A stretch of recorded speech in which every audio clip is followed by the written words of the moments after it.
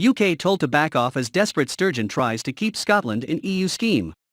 The British government has been urged not to block any bid by Scotland to rejoin the EU's Erasmus Plus education exchange programme. The UK left following Brexit, with the government setting up a rival Turing programme. Nicola Sturgeon is calling for Scotland to rejoin Erasmus Plus in a bid to remain close to Brussels. A report from the House of Commons Scottish Affairs Committee, SAC, has urged the government not to oppose.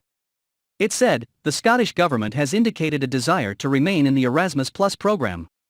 Should they decide to continue down this path and be willing to cover the associated costs, and should the EU consent to Scottish participation, the UK government should not block this endeavour, at least until such a point that the Turing scheme can facilitate inward exchanges. However, earlier this year European Commission President Ursula von der Leyen said Scotland would not be able to rejoin Erasmus as a constituent nation of the UK.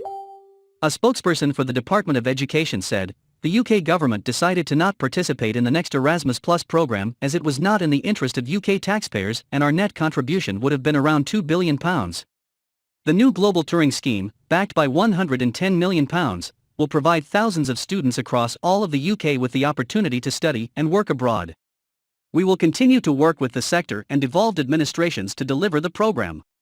Separately, Boris Johnson has been told US farmers are watching the trade deal between the UK and Australia closely as it will act as a template for their own future agreement, with one boss warning, we are looking to see how far the UK is willing to go. Brexit. Britain is on the verge of putting pen to paper on a trade deal that would eliminate tariffs on Australian beef, lamb and other food products. The trade deal negotiations between the UK and US have hit the buffers since Donald Trump was ousted as president by Joe Biden, who has continued to voice his heavy opposition towards Brexit.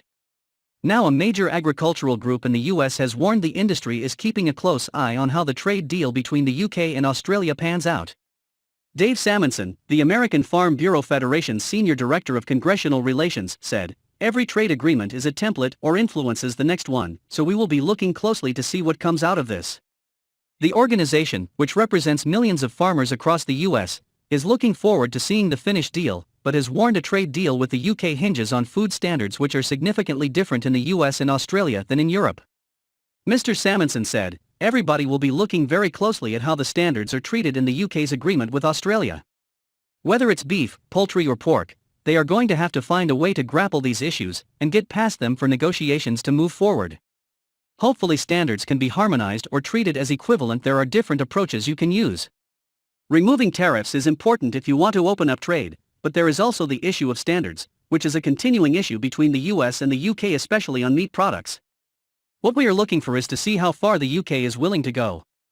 The 47 years the UK was in the EU and followed the EU's restrictive standards for meat imports, how much of those are going to be continued by the UK government?